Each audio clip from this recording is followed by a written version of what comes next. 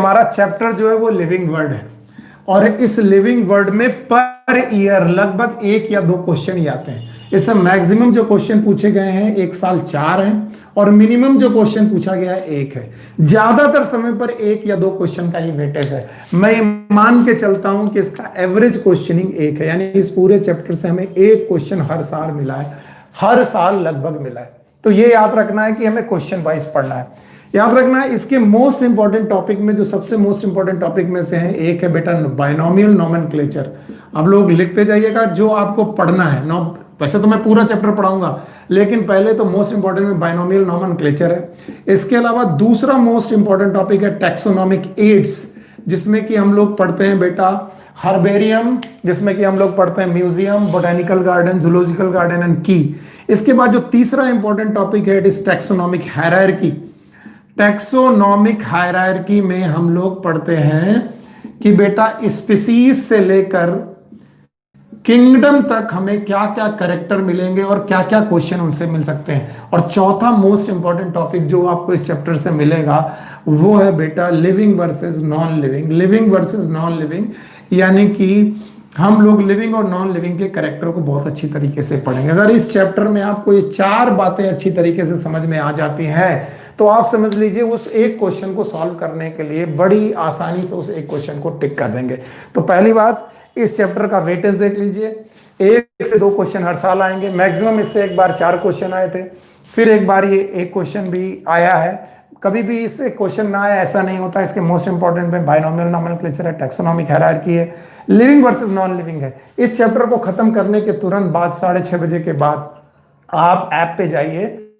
App पर जाते ही आपको एक पीडीएफ फॉर्म में नोट्स मिल जाएंगे और 90 क्वेश्चन का एक पीडीएफ मिल जाएगा, उसको सॉल्व कर लीजिए। उसके क्वेश्चन नंबर अगर ना आए तो नंबर ऑफ क्वेश्चन को मेरे से व्हाट्सएप कर दीजिएगा। व्हाट्सएप नंबर मेरा ये है, इट इज 9319055284। चूंकि आप स्क्रीनशॉट क्वेश्चन का निकाल नहीं पाएंगे तो क्वेश्चन नंबर लिखिएगा, चैप्टर का नाम लिखिएगा। So shall we start? क्या हम लोग को स्टार्ट करना चाहिए? Yes, we are going to start the chapter. ठीक है, आप ये लोग ध्यान से देख लें हम लोग किन बातों पे बात करेंगे। ओके, इट्स क्लियर, बहुत अच्छी तरीके से समझ में आ रहा है। तो रिवीजन कोर्स से 50 डेज प्रोग्राम है। प्लीज इसे शुरू करने के पहले कसम खा लो कि इसे हम लोग किसी भी तरीके से बीच में नहीं छोड़ेंगे। मैं कोशिश करूंगा कि आपको मोस्ट इंपॉर्टेंट टॉपिक इसके समझाए जा सके और मैं आपको समझा सकूं। ठीक है, तो सबसे पहला जो यहां पर टॉपिक आपको पढ़ना होता है वो है it is a biology. Biology एक छोटा सा टर्म है, it is the study of life form. Study of life form पहला पॉइंट है, जिंदा लोगों को पढ़ना या फिर लाइफ प्रोसेस। लाइफ प्रोसेस को पढ़ना बेटा बायोलॉजी कहलाती है। एक साइंटिस्ट हुए हैं अरिस्टोटल। एक क्वेश्चन ये बन सकता है कि अरिस्टोटल हिंदी में ना अरस्तु बोलते हैं, he is the father of biology. इन्हें हम लोग फादर ऑफ बायोलॉजी बोलते हैं। ठीक है, इसके बाद लाइफ मतलब क्या, व्हाट इज लाइफ। पहला ही क्वेश्चन है कि व्हाट इज लाइफ। मेरे साथ नोट करिए और अंडरलाइन करिए एनसीईआरटी में लाइफ का मतलब क्या। लाइफ के जो कैरेक्टर हैं, लिविंग लोगों के जो कैरेक्टर हैं, इनकी एक लिस्ट है। मैं उस लिस्ट को एक साथ आपके सामने लिखने वाला हूं। सबसे पहले लिविंग लोगों में पहला कैरेक्टर है ग्रोथ, आप सब लोग जानते हैं। दूसरा कैरेक्टर है रिप्रोडक्शन। एंड होल्ड ऑन, रट्टा नहीं चलेगा, एनसीईआरटी की लाइन को बहुत ध्यान से पढ़िएगा। पहला कैरेक्टर है ग्रोथ, दूसरा कैरेक्टर है रिप्रोडक्शन, तीसरा कैरेक्टर है सेंसिटिविटी। अब आप कहेंगे सर सेंसिटिविटी तो नहीं दिया है, कॉन्शियसनेस दिया, दैट आई नो कि कॉन्शियसनेस दिया। चौथा कैरेक्टर रेस्पॉन्सिवनेस। याद रखना, सेंसिटिविटी और रेस्पॉन्सिवनेस को मिला करके ही हम लोग कॉन्शियसनेस बोलते हैं। आप किसी भी चीज को सेंस कर लें, आप लाइट को सेंस कर लें, साउंड को सेंस कर लें, तो ये सेंसिटिविटी है। और सेंस करने के बाद मैंने आपको बुलाया हेलो, तो आपने सेंस किया, फिर आपने जवाब दिया, रेस्पॉन्सिवनेस। तो सेंसिटिविटी और रेस्पॉन्सिवनेस को मिला करके यहां पर तीसरा कैरेक्टर है कॉन्शियसनेस। पांचवा यहां पर मैंने लिखा मेटाबॉलिज्म, जो आपको याद रहना चाहिए, मेटाबॉलिज्म। छठा आपको यहां पर कैरेक्टर लिखना पड़ेगा, ग्रोथ, रिप्रोडक्शन, सेंसिटिविटी, रेस्पॉन्सिवनेस, जिसको मिलाकर हमने कॉन्शियसनेस बोला, मेटाबॉलिज्म। सेलुलर ऑर्गेनाइजेशन, इसे बोला गया सेलुलर ऑर्गेनाइजेशन। जैसे ही आपके सामने ये कैरेक्टर लिखी, आपको लगता है इट इज दैट्स इट, नहीं। इसके बाद आपको याद रखना है कि जितने भी लिविंग इज करेक्ट लिविंग बेटा लोग होते हैं ये सेल्फ रेप्लिकेटिव होते हैं, सेल्फ रेप्लिकेशन। लिविंग लोग सेल्फ रेप्लिकेशन करते हैं। याद रखना इनका सेल्फ ऑर्गेनाइजेशन होता है, ये सेल्फ ऑर्गेनाइज्ड भी होते हैं। लिविंग लोगों में इंटरेक्शन होता है। इंटरेक्शन किसके बीच में? सेल का सेल के साथ इंटरेक्शन, टिश्यू का टिश्यू के साथ इंटरेक्शन, ऑर्गन का ऑर्गन के साथ इंटरेक्शन, ऑर्गेनिज्म का ऑर्गेनिज्म के साथ interaction, interaction in every level.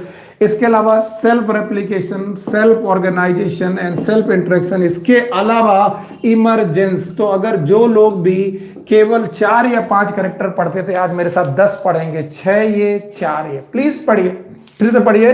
Number 1 is growth, number 2 is reproduction, number 3 is sensitivity, number 4 is responsiveness, metabolism, cellular organization, self replication, self organization, interaction and emergence. One thing more, ये जो बेटा self replication, self organisation है, interaction है, these our life process. इन्हें process में हम लोग रखते हैं। हमारा रेप्लिकेशन एक प्रोसेस है, ऑर्गेनाइजेशन एक प्रोसेस है, इंटरेक्शन एक प्रोसेस है और इमरजेंस एक प्रोसेस है। और ये 6 चीजें हम लोग कैरेक्टर में रखते हैं। इन 6 के 6 चीजों को कैरेक्टर में रखते वक्त हमने देखा growth, reproduction, sensitivity, consciousness, sensitivity and responsiveness को कॉन्शियसनेस, मेटाबॉलिज्म और सेलुलर ऑर्गेनाइजेशन बोला।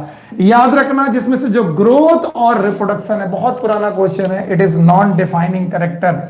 ग्रोथ और reproduction it is non defining character.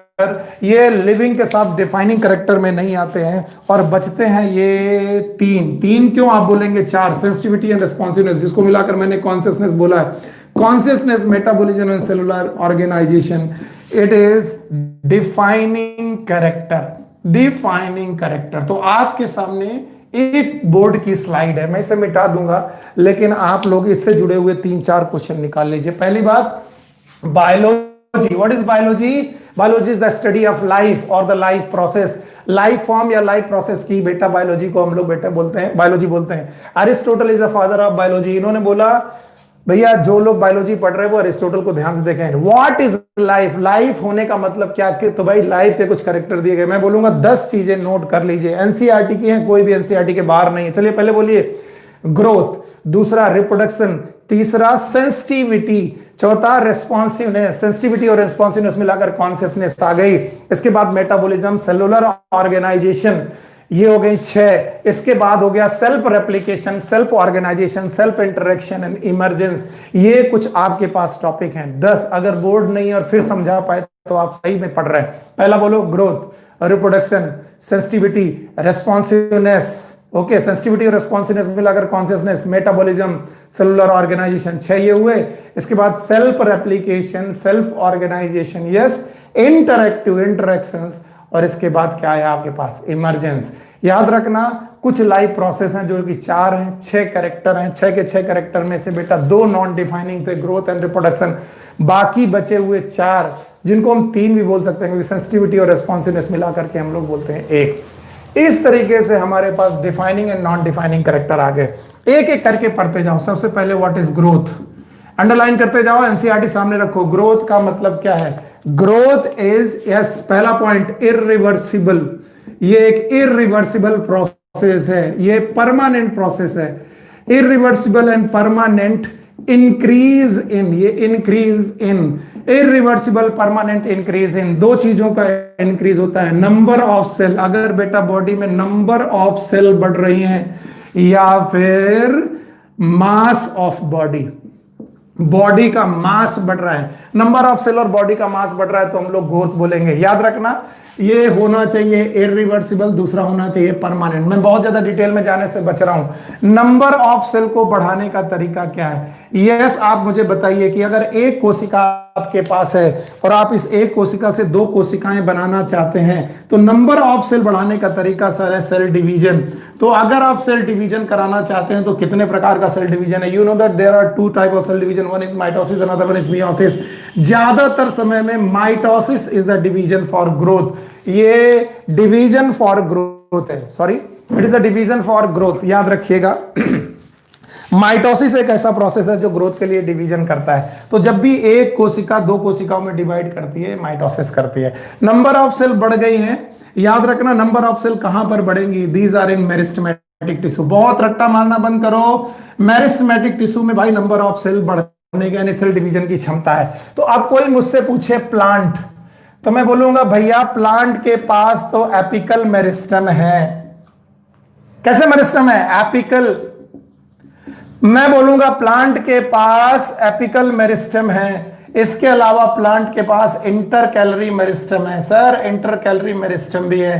Plant के बाद लेरिट्रल मेरिस्टम भी है। तो आप कहेंगे प्लांट में सेल डिवीजन ये कभी रुकेगा कि नहीं रुकेगा? नहीं रुकेगा, ये परमानेंट होता रहेगा। सॉरी, थ्रू आउट लाइफ होता रहेगा। शब्द सही है, थ्रू आउट लाइफ, पूरी जिंदगी भर बेटा अगर सेल डिवीजन कोई कर सकता है तो वो प्लांट है। प्लांट ही पूरी जिंदगी भर सेल डिवीजन करते रहते हैं, इसलिए थ्रू आउट लाइफ बेटा उनमें सेल डिवीजन से ग्रोथ होती रहेगी। लेकिन आप लोग बोलेंगे सर एनिमल, यस। अब आप देखिए एनिमल में ऐसा नहीं है। एनिमल में अप टू प्यूबर्टी, मैं आगे बढ़ रहा हूं, भाग रहा हूं, बोलते जल्दी जल्दी, प्यूबर्टी तक ही आपकी लंबाई बढ़नी है। प्यूबर्टी के बाद आपकी बोन बढ़ना बंद हो जाती है, क्योंकि आपको मालूम है बोन के जो एंड होते हैं इन्हें बोलते हैं एपीफाइसिस। क्या बोलते हैं? एपीफाइसिस। और इन एपीफाइसिस में बेटा जो बेटा एंड होते हैं इनमें कैल्सिफिकेशन होता है। कैल्सिफिकेशन होने की वजह से बोन लंबी होती जाती है। लेकिन क्या जिंदगी भर बोन लंबी हो सकती है? नहीं। बोन लंबी होने की वजह से हाइट बढ़ती है। मैं जिंदगी भर अपनी हाइट नहीं बढ़ा सकता अप टू प्यूबर्टी। तो एट सर्टेन एज, एक सर्टेन एज तक एनिमल में सेल डिवीजन से ग्रोथ होगी। तो ग्रोथ बाय सेल डिवीजन याद रखना, ग्रोथ बाय सेल डिवीजन ये एनिमल में up to a certain age होगी। Up to a certain age होगी। सर्टेन एज के बाद ये खत्म हो जाएगी, नहीं होगी, हो ही नहीं पाएगी। आपको याद रखना पड़ेगा। तो भाई याद रखना ग्रोथ सेल डिवीजन से भी हो रही है। तो सेल डिवीजन से बढ़ रही है या फिर मास ऑफ बॉडी बढ़ रहा है? सेल डिवीजन बढ़ने की वजह से, होने की वजह से सेल डिवीजन दो प्रकार के, एक माइटोसिस और एक मियोसिस। माइटोसिस नाम का सेल डिवीजन ही ग्रोथ के लिए इंपॉर्टेंट है। मियोसिस जनरली गैमेट फॉर्मेशन के काम आता है। प्लांट में कॉन्टिन्यूअस ग्रोथ होती रहती है और एनिमल में बेटा एक सर्टेन एज तक बेटा ग्रोथ होगी बाय सेल डिवीजन। एक क्वेश्चन जो मैं बनाऊं और आप लोग जरूर फंसेंगे, पहला क्वेश्चन ये था एनिमल। मैंने अभी आपको पढ़ाया कि एनिमल में सेल डिवीजन एक सर्टेन एज तक होता है। बेवकूफों, एनिमल में भी cell division throughout life होता है। याद रखना थ्रू आउट लाइफ इनमें भी सेल डिवीजन होगा, but throughout life cell division होगा for regeneration, not for the growth. Regeneration के लिए हमारी बॉडी में थ्रू आउट सेल डिवीजन होगा। जैसे हेयर रीजनरेट होते रहते हैं, स्किन रीजनरेट होती रहती, लिवर रीजनरेट होता रहता है। तो cell division throughout life animal भी करते हैं, लेकिन एनिमल सेल डिवीजन से ग्रोथ केवल सर्टेन एज तक करते हैं। Certain age, that's it. याद रखना। इसके बाद है growth by accumulation. Growth by accumulation, ज्यादा टाइम ना लगाओ, आगे बढ़ो। ग्रोथ बाय एक्यूमुलेशन के दौरान क्या हो रहा है कि किसी भी बॉडी में किसी भी सब्सटेंस का एक्यूमुलेशन हो रहा। फॉर एग्जांपल एक कोशिका है, इस कोशिका का साइटोप्लाज्म बढ़ रहा है तो मास बढ़ेगा। मास इंक्रीज होना यानी कि कोशिका का मास बढ़ेगा। मास बढ़ेगा, इसको बोलते हैं हाइपरट्रॉफी। इसे बोलते हैं हाइपरट्रॉफी। ग्रोथ हो रही है यानी हमारी कोशिकाओं का साइज बढ़ता जा रहा है। कोशिकाओं का नंबर पहले बढ़ चुका था, साइज बढ़ रहा है, मास बढ़ रहा है। Growth by accumulation by inside, inside से अगर एक्यूमुलेशन हो रहा है तो ये लिविंग फिनोमिना है, लिविंग प्रोसेस है, लिविंग लोगों में होगा। बहुत पुराना क्वेश्चन है, हर बच्चा जानता है, उसमें टाइम लगाने की जरूरत नहीं है। लेकिन हमने बोला कि माउंटेन्स है, माउंटेन में बताओ आइस का डिपोजिशन है। अगर आइस डिपोजिशन देखा जाए तो बताइए क्या ये माउंटेन के अंदर से आइस निकली है? No, it is from outer side. तो यहां पर भी डिपोजिशन है, यहां पर भी डिपोजिशन है। तो लिविंग लोग जब भी ग्रोथ मास बढ़ाएंगे तो डिपोजिशन इनसाइड से करेंगे। मैं बोलूंगा मेरी बॉडी में फैट जमा हो रहा है, तो कहां से? बाहर से कि अंदर से? अंदर से। लेकिन अगर कोई बोले पर्वतों में बेटा आइस डिपॉजिट हो रही, तो कहां से? बाहर से। और इस तरीके से ग्रोथ लिविंग लोग भी करने लगे, नॉन लिविंग लोग भी करने लगे। और इसीलिए ग्रोथ दोनों लोग करने लगे, लिविंग और नॉन लिविंग दोनों लोग करने लगे। तो ये एक नॉन डिफाइनिंग फीचर हो गया। डिफाइनिंग की नॉन डिफाइनिंग? Non defining. जल्दी जल्दी भागते हैं। तो ग्रोथ पहला प्रोसेस हो चुका है। ग्रोथ के बाद हमारे पास दूसरा प्रोसेस आता है रिप्रोडक्शन। ग्रोथ के बाद हमारे पास दूसरा प्रोसेस आता है रिप्रोडक्शन। हम सब जानते हैं what is a reproduction. Reproduction is a biological process. जल्दी जल्दी समझेंगे। ये एक बायोलॉजिकल प्रोसेस है जिसमें एक ऑर्गेनिज्म अपने जैसे छोटे छोटे बच्चे पैदा करता है। ये छोटे छोटे जो बच्चे पैदा हो रहे हैं इन्हें हम लोग बोलते हैं यंग वंस। यंग वंस को पैदा कर रहा है कौन? एक लिविंग ऑर्गेनिज्म। एक लिविंग ऑर्गेनिज्म ने अपने जैसे बच्चे पैदा कर दिए। प्रोसेस का नाम है रिप्रोडक्शन। रट्टा मार मार के बैठे। Reproduction is a biological process in which organism give rise young ones. अपने जैसे बच्चों को पैदा करना। Organism give rise young ones similar to itself. अपने जैसे लोगों को, बच्चों को पैदा करना, it is known as reproduction. आपको मालूम है री मतलब दोबारा और प्रोडक्शन मतलब पैदा करना। Why it is known as re? क्योंकि खुद तुम जैसे हो वैसे लोगों को पैदा कर रहे हो। आगे चलो। रिप्रोडक्शन को टोटल 3 तरीके से पढ़ना है, रट्टा मत मारना। 1 is known as vegetative reproduction. याद रहे, number 1 is known as vegetative reproduction, number 2 is known as asexual reproduction, number 3 is known as sexual reproduction. कितनी बार आप लोगों ने पढ़ा होगा, रिवाइज ही कर रहे हो तो जल्दी जल्दी करो। कितने प्रकार का reproduction? Number 1 is vegetative reproduction, number 2 asexual reproduction, number 3 sexual reproduction. याद रहे, वेजिटेटिव का मतलब ही होता है कायिक प्रजनन। कायिक मतलब काया, काया मतलब body. Reproduction by the help of body part. मैंने बहुत बार मजाक में बताया है, हाथ, नाक, मुंह मेरे सब बॉडी पार्ट है, सोमैटिक पार्ट है। मेरा अंगूठा मेरा बॉडी पार्ट है। अगर मैं अंगूठा काट करके जमीन में फेंकूं और नए सुनील सर तैयार हो जाएं, तो एक ऑर्गेनिज्म ने दूसरे ऑर्गेनिज्म को पैदा किया by body part. It is type of vegetative reproduction. तो वेजिटेटिव रिप्रोडक्शन में 3 प्रकार का रिप्रोडक्शन है। 1 इज नोन एज फ्रेगमेंटेशन। बहुत ध्यान से सुनिएगा, fragmentation. Number 2 is fission, number 3 is budding. मेरे पास सबको एक्सप्लेन करने का समय नहीं है, आप लोग नाम याद रखेंगे, फ्रेगमेंटेशन, फिजन एंड बडिंग। लेकिन फ्रेगमेंटेशन को जान लेना जरूरी है। मान लीजिए कि ये एक ऑर्गेनिज्म है, इसका नाम है प्लानेरिया। बोले क्या नाम है? प्लानेरिया। अब प्लानेरिया को मैंने 3 फ्रेगमेंट में काट दिया। एक फ्रेगमेंट ये रहा, एक फ्रेगमेंट ये रहा, एक फ्रेगमेंट ये रहा। गजब प्लानेरिया है कि फ्रेगमेंटेशन के बाद हर टुकड़ा नए प्लानेरिया को बना लेगा। बीच वाला टुकड़ा ऊपर और नीचे वाले टुकड़े को बना लेगा। नीचे वाला टुकड़ा, नीचे वाला टुकड़ा बीच वाले टुकड़े और ऊपर वाले टुकड़े को बना लेगा। यस। और ऊपर वाला टुकड़ा नीचे वाले टुकड़े और बीच वाले टुकड़े को बना देगा। तो एक फ्रेगमेंट ने बाकी बेटा पार्ट को रीजनरेट कर दिया। तो फ्रेगमेंटेशन में एक शब्द आता है रीजनरेशन, अपने आप को दोबारा रीजनरेट करना। एक क्वेश्चन बनता है, ट्रू रीजनरेशन कहां पाया जाता है? बहुत पुराना क्वेश्चन है।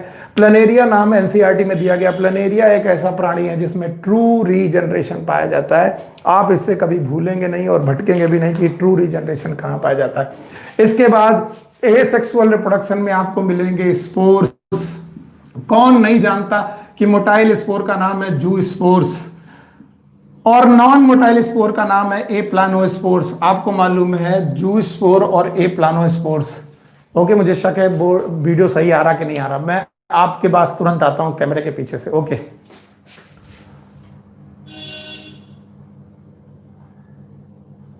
यहां पर पर्सनल चैटिंग बंद करें। सूरज द्विवेदी जी पूछ रहे हैं कैसी हो पूजा। ये सूरज द्विवेदी जी हैं, प्लीज क्लास पे ध्यान लगाएं। अगर आप क्लास पे ध्यान नहीं लगा रहे तो आप क्लास को छोड़ के जा सकते हैं। क्या विजिबल नहीं है वो मुझे बताइए। कुछ बच्चों ने लिखा कि सर विजिबल नहीं है। प्लीज अगर आप लोग यहां पर गाली गलौज कर रहे हैं प्लीज क्लास को छोड़ दीजिए। बहुत सारे लोग ऐसा कर रहे हैं। ये क्लास इसलिए नहीं है, थोड़ा ब्लर आ रहा है। मैं इसको कोशिश कर रहा हूं कि वो वीडियो सही आ जाए। अभी देखिए, थोड़ा बहुत कोशिश कर रहा हूं मैं घर हाउस होल्ड सेटिंग से। ठीक है, okay, thank you very much. So आप लोगों ने देखा कि 3 प्रकार के reproduction. 1 is known as vegetative reproduction, एक asexual reproduction, sexual reproduction. Asexual reproduction में स्पोर बनते हैं। मोटाइल स्पोर का नाम जू स्पोर, ए प्लानोस्पोर का नाम non motile spore. Sexual reproduction करने के दौरान भी फॉर्म द गैमीट्स। गैमीट्स हर बार बने जरूरी नहीं, लेकिन बेटा पाई पेरेंटल होना जरूरी है कि बेटा दो पेरेंट एक बार में रिप्रोडक्शन करते हैं। By the way sexual reproduction में गैमीट भी बनते हैं। तो तीन प्रकार का reproduction is a biological process in which organism give rise young one similar to itself. एक क्वेश्चन यहां बनता है ट्रू रीजनरेशन का, वो आपको याद रखना पड़ेगा प्लेनेरिया के। सेक्सुअल रिप्रोडक्शन में आपको मालूम याद रखना पड़ेगा एल्गी, फंजाई, ये सब एसेक्सुअल रिप्रोडक्शन करते हैं। फ्रेगमेंटेशन, फिजन और बडिंग भी होती है। सेक्सुअल रिप्रोडक्शन के दौरान गैमीट फॉर्मेशन होता है। मैं फिर आपके सामने रिक्वेस्ट कर रहा हूं, बहुत सारे लोग चैट करते वक्त क्लास के बीच में चैट कर रहे हैं आपस में एक दूसरे के साथ। मैं आपसे हाथ जोड़ रहा हूं, क्लास इस बात के लिए नहीं है। प्लीज ये बात बंद करें। अगर आपको क्लास करनी है तो बैठिए, देखिए मैं कितनी गर्मी में और कैसे लगा हुआ हूं, समझने की कोशिश करिए, वरना यूजलेस क्लासेस को करने का जरूरत नहीं है। आप लोग आराम से पढ़िए। तो देखिए बेटा, मैंने बताया रिप्रोडक्शन। अब रिप्रोडक्शन की कहानी में एक सेक्सुअल रिप्रोडक्शन आता है। सेक्सुअल रिप्रोडक्शन के दौरान एक प्राणी आता है म्यूल। आपको मालूम है म्यूल किसकी औलाद है? डंकी और हॉर्स आपस में जब कभी मेट करते हैं तो उनसे म्यूल पैदा होता है। Mule is a living organism, no doubt it is a living organism, लेकिन there is a no reproduction. इनमें रिप्रोडक्शन करने की क्षमता नहीं होती क्योंकि म्यूल होते हैं स्टेराइल। इसी तरीके से बेटा इनफर्टाइल कपल भी होते हैं। ह्यूमन में इनफर्टाइल कपल, इन्हें बांझ पुरुष और बांझ स्त्रियां बोलते हैं। ये भी लोग नो रिप्रोडक्शन नहीं कर पाते, अपने जैसे बच्चे पैदा नहीं कर पाते। तो क्या हम इन्हें लिविंग ना माने? ये लिविंग है लेकिन रिप्रोडक्शन नहीं कर पाते, इसलिए reproduction is non defining feature. Reproduction भी एक नॉन डिफाइनिंग फीचर है जो आपको याद रखना पड़ेगा। टाइम नहीं है, जल्दी बढ़ो। ग्रोथ हो गया, रिप्रोडक्शन हो गया। ग्रोथ और रिप्रोडक्शन के बाद आपके पास तीसरा फीचर जो आता है, तीसरा फीचर है इट इज मेटाबॉलिज्म। कोशिश कर रहा हूं मैं समझाने की। मेटाबॉलिज्म, हम सबको मालूम है जब पहली कोशिका बनी, याद रखना समुद्र में जब पहली कोशिका बनी तो कोशिका बनने के पहले एक स्ट्रक्चर बना था कोजरवेट्स। सारे लोग जागते रहो, कोजरवेट्स बना था। Coacervate it is accumulation of chemical, accumulation of chemical. Chemical का एक्यूमुलेशन था, कुछ लिपिड थे, कुछ प्रोटीन थे जो यहां पर एक्यूमुलेट हो गए थे, लेकिन कोजरवेट को लिविंग नहीं माना गया, इट इज नॉन लिविंग। पर बच्चों इसी कोजरवेट से पहली कोशिका बनी, सेल बनी, फर्स्ट सेल। याद रखना इस सेल के अंदर भी केमिकल है, इस केमिकल का नाम है प्रोटोप्लाज्म। याद रहे, protoplasm. Here is also a chemical, coacervate में भी केमिकल है, सेल के अंदर भी प्रोटोप्लाज्म में जो केमिकल है, इसके पास न्यूक्लियस है। बस प्रोटोप्लाज्म के अंदर बेटा लाइफ आ गई क्योंकि प्रोटोप्लाज्म के अंदर कुछ केमिकल रिएक्शन चलने लगी। याद रखना इन केमिकल रिएक्शन का नाम रखा गया मेटाबॉलिज्म। इन्हीं केमिकल रिएक्शन को हम लोग मेटाबॉलिज्म बोलते हैं और बोलते हैं कि मेटाबॉलिज्म होने की वजह से प्रोटोप्लाज्म लिविंग हो गया। और प्रोटोप्लाज्म लिविंग हो गया तो लिविंग प्रोटोप्लाज्म को सराउंड करने वाली मेम्ब्रेन ने एक चीज बनाई जिसका नाम है सेल। और सेल को बेटा बोला गया कि it is a fundamental unit. Cell is a fundamental unit of life. ना इससे छोटा कोई स्ट्रक्चर हो सकता है जो लिविंग हो, ना इससे ज्यादा छोटा कोई बेटा फंक्शन हो सकता है जो लिविंग हो। अब आप देखिए कि कोजरवेट्स और प्रोटोप्लाज्म दोनों ही केमिकल हैं, लेकिन बेटा प्रोटोप्लाज्म को हमने लिविंग माना और कोजरवेट को नॉन लिविंग माना। क्यों? क्योंकि प्रोटोप्लाज्म के अंदर कुछ केमिकल रिएक्शन चालू हैं जिनका नाम है मेटाबॉलिज्म। मेटाबॉलिज्म में दो प्रकार की रिएक्शन है, one is known as anabolism, दूसरी प्रकार की रिएक्शन है कैटाबॉलिज्म। और याद रखना एनाबॉलिज्म और कैटाबॉलिज्म रिएक्शन ये कैटलाइज्ड रिएक्शन है, और कैटलाइज्ड रिएक्शन यानी कि ये एंजाइम की प्रेजेंस में होने वाली रिएक्शन है। मेटाबॉलिक रिएक्शन ने ही बेटा सेल को लिविंग बनाया। अगर मेटाबॉलिज्म इस दुनिया में ना होती तो पहली सेल पैदा ना होती, और सेल पैदा ना होती तो हम सब लिविंग लोग ना पैदा हुए होते। तो याद रखना मेटाबॉलिक रिएक्शन होना ये बहुत इंपॉर्टेंट है। एक क्वेश्चन एनसीईआरटी पूछ करके आपको कंफ्यूज करता है कि सर ये बताइए कि टेस्ट ट्यूब में एक मेटाबॉलिक रिएक्शन चल रही है, एक मेटाबॉलिक रिएक्शन चल रही है, अब बताइए रिएक्शन लिविंग है कि non living? Yes my dear, it is a living reaction. ये लिविंग रिएक्शन है। बोलते हैं ना लिविंग है ना नॉन लिविंग है। यस ये रिएक्शन लिविंग है, लेकिन इस लिविंग रिएक्शन की वजह से टेस्ट ट्यूब कोई लिविंग नहीं हो गई, लेकिन यहां पर लिविंग रिएक्शन की वजह से कोशिका लिविंग हो गई। क्यों? क्योंकि यहां पर लिविंग रिएक्शन जिनका मेटाबॉलिज्म है, देयर इज वन रिएक्शन की many reaction, there are so many reaction, सारी रिएक्शन मिल करके, कोई एक मेटाबॉलिक रिएक्शन नहीं आपको जिंदा रखती है, सारी रिएक्शन मिल करके आपको जिंदा करती हैं। और याद करो, एक रिएक्शन यहां पर चल रही तो वो रिएक्शन जरूर है, लेकिन यहां पर सारी रिएक्शन मेटाबॉलिक नहीं है। क्या क्या केवल ग्लाइकोलिसिस से आप जिंदा है? नहीं, glycolysis, Krebs cycle, Krebs Henseleit cycle, कोई भी साइकिल हो, सारी साइकिल मिलकर के ही आप लिविंग है। तो याद रखना, मेटाबॉलिक रिएक्शन लिविंग रिएक्शन हो सकती है, लेकिन ये टेस्ट ट्यूब लिविंग नहीं है। इसीलिए बोलते हैं लिविंग होने के लिए मेटाबॉलिज्म के साथ साथ सेलुलर ऑर्गेनाइजेशन जरूरी है, आपके पास सेल होनी जरूरी है। अगर आप सेल नहीं रखते हैं तो आप जिंदा नहीं है, जीवित नहीं माने जाएंगे, because cell is a fundamental and structural functional unit of life. Cell से छोटी कोई चीज जिंदा हो ऐसा पॉसिबल नहीं है। तो इस तरीके से हम लोगों ने ग्रोथ देख ली, रिप्रोडक्शन देख लिया, मेटाबॉलिज्म देख लिया। ग्रोथ, रिप्रोडक्शन, मेटाबॉलिज्म देखने के बाद हमारा जो नेक्स्ट टॉपिक आता है, इट इज कॉन्शियसनेस। पहली बात तो यहां पर जितने लोग भी मेरे पास ये पढ़ने आए कि व्हाट इज कॉन्शियसनेस, तो कई बार लोगों को कॉन्शियसनेस से ब्रेन रिलेट करने में बड़ा मजा आता है कि भाई जो ब्रेन रखता है वही कॉन्शियस है। कॉन्शियसनेस के साथ ब्रेन का रिलेशन एकदम इंटैक्ट है, ये जरूरी नहीं। मैं कुछ एग्जांपल बताता हूं। Yes, animal they have brain, yes they are conscious. बताइए क्या प्लांट के पास ब्रेन है? नहीं, फिर भी प्लांट को कॉन्शियस माना जाता है। The plant are the organism, they are conscious without brain. Even बताइए बैक्टीरिया, क्या ये कॉन्शियस होगा? यस। आप बताइए अमीबा, क्या ये कॉन्शियस होगा? यस। इसका मतलब कॉन्शियसनेस का रिलेशन हमेशा ब्रेन से ही हो, ये जरूरी नहीं है। इसीलिए कॉन्शियसनेस पढ़ाते वक्त मुझे थोड़ा एक्सप्लेन करना पड़ जाता है। कॉन्शियसनेस का मतलब है बेटा प्रोटोप्लाज्म। अगर आपके पास प्रोटोप्लाज्म है तो आप कॉन्शियस हैं। बड़ी अजीब बात है, कुछ लोगों को अखर जाएगी, मजा नहीं आएगा, सर अच्छा नहीं लग रहा।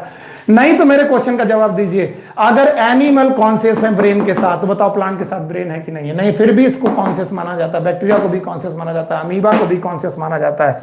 इसका मतलब plant, animal, bacteria, amoeba, all of them are conscious. क्यों? क्योंकि जब प्रोटोप्लाज्म बना, अभी अभी पढ़ाया था मैंने, प्रोटोप्लाज्म बना, मेटाबॉलिज्म चालू हुई, और जैसे ही मेटाबॉलिज्म चालू हुई, इन मेटाबॉलिज्म चालू होने वाले इस प्रोटोप्लाज्म में बेटा इरिटेबिलिटी आई।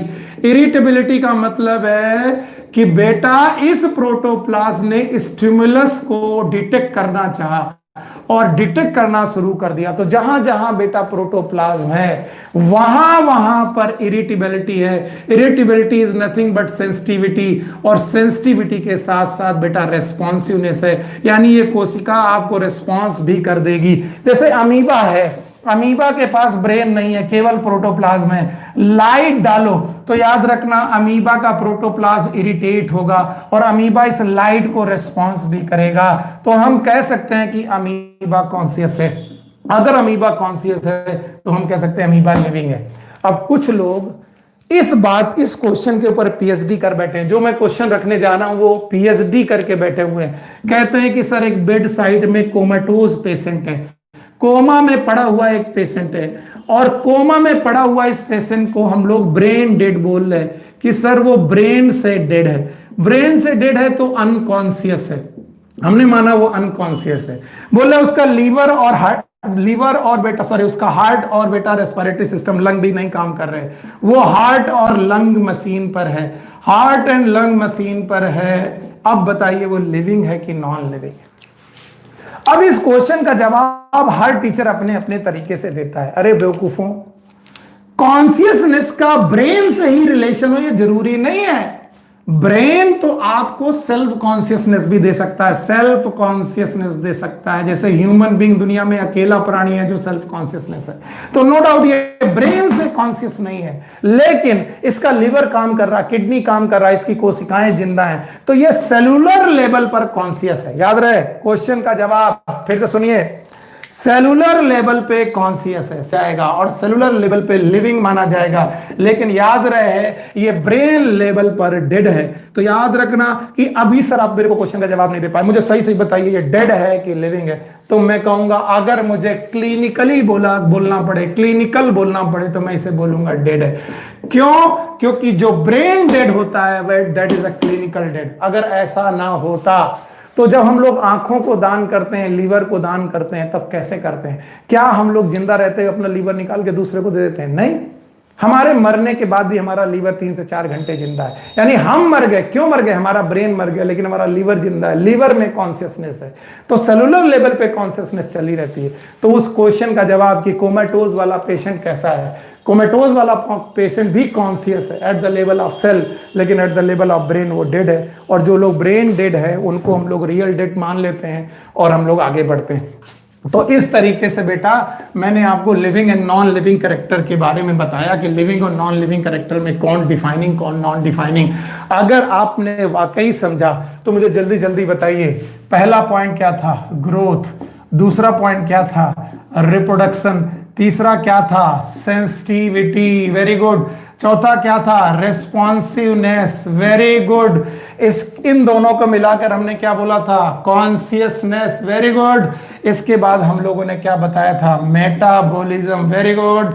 और इसके बाद हम लोगों ने क्या बताया था? Yes, cellular organisation. जो लोग भी इस दुनिया में जिंदा हैं वो प्रोटोप्लाज्म रखेंगे, प्रोटोप्लाज्म रखेंगे तो कॉन्शियसनेस रहेगी। तो consciousness is defining, metabolism is defining, cellular organisation is defining. ये सारे के सारे कैरेक्टर कैसे हैं? डिफाइनिंग। और इनमें से ग्रोथ और reproduction they are non defining characters. Thank you very much, आपने बहुत ध्यान से सुना। उसके पहले 4 प्रोसेस और बताए थे। सेल्फ इंटरेक्शन, मैंने इकोलॉजी में बताया इंटरेक्शन क्या होते हैं। इसके अलावा मैंने आपको पढ़ाया था, इंटरेक्शन के अलावा मैंने आपको पढ़ाया था कि आप सेल्फ रेप्लिकेट कर जाएंगे, इमर्जेंट कर जाएंगे, इमर्ज करेंगे। और इसके बाद बेटा आप लोग को बताया गया था सेल्फ इमर्जेंस आएगा, इंटरेक्शन आएगा, रेप्लिकेशन आएगा। So all of these you know that, आपको सब कुछ मालूम है कि इमर्जेंस क्या है। एक बार इमर्जेंस को समझ लीजिए। जब सेल आपस में जुड़ी तो टिश्यू इमर्ज हुए। इमर्ज हुए मतलब पैदा हुए। जो सेल की प्रॉपर्टी वो टिश्यू में होगी, लेकिन जो सारी प्रॉपर्टी टिश्यू में, जरूरी नहीं वो सेल में हो। Tissue they have some other property. मान लो मेरा एक एपिथेलियल टिश्यू है, इसका काम प्रोटेक्शन है। अब सेल का काम जरूरी नहीं कि प्रोटेक्शन हो, लेकिन सेल में मेटाबॉलिज्म है, टिश्यू में मेटाबॉलिज्म है। सेल में मेम्ब्रेन है बेटा, टिश्यू में मेम्ब्रेन है। लेकिन बेटा टिश्यू प्रोटेक्टिव है, सेल प्रोटेक्टिव नहीं। इसका मतलब प्रोटेक्शन एक नई इमर्जेंट प्रॉपर्टी आई किसमें? टिश्यू में। अब मान लो ये आई के टिश्यू है, तो ये सर ये सेंस क्या कर रही है? फोटो रिसेप्टर है। तो जरूरी नहीं कि आपकी कोशिका फोटो रिसेप्टर हो, लेकिन टिश्यू रिसेप्टर हो सकते। तो सेल से इमर्ज हुए टिश्यू, आगे की कहानी तुम बता दोगे। टिश्यू आपस में जुड़े तो क्या इमर्ज होगा? ऑर्गन। ऑर्गन अगर आपस में बेटा जुड़े तो क्या बनाएंगे? Organ system. और ऑर्गन सिस्टम आपस में इमर्ज हो तो क्या प्रोड्यूस होगा? ऑर्गेनिज्म। आगे की कहानी तुम समझते हो। तो याद रखना, जितना भी लिविंग फिनोमेना है ये इमरजेंस का उदाहरण है। यानी एक बेटा स्ट्रक्चर आपस में जुड़कर दूसरे स्ट्रक्चर को इमर्ज कर देता है। सो बेटा मैंने आधा घंटा लिया और लिविंग और नॉन लिविंग कैरेक्टर आपके सामने पढ़ा दिए। तो बेटा एक बार और बताओ, पहला कौन? ग्रोथ। दूसरा कौन? रिप्रोडक्शन। तीसरा कौन? सेंसिटिविटी। चौथा कौन? रेस्पॉन्सिवनेस।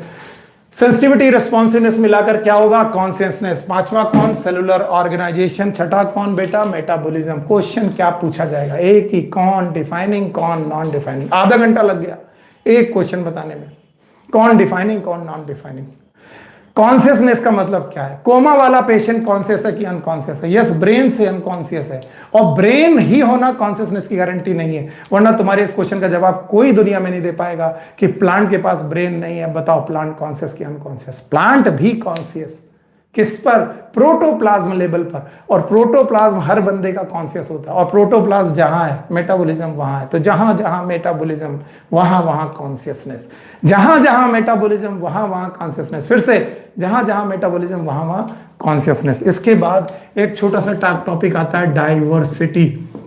आप पेज टर्न करते हैं, डाइवर्सिटी नाम का टॉपिक आता है। बोला जाता है कि ऑर्गेनिज्म के अमंग हेट्रोजेनिटी पाई जाती है। हर ऑर्गेनिज्म एक दूसरे से अलग है। Every organism is different from another organism, it is known as heterogeneity. और इसी हेट्रोजेनिटी से आती है डाइवर्सिटी।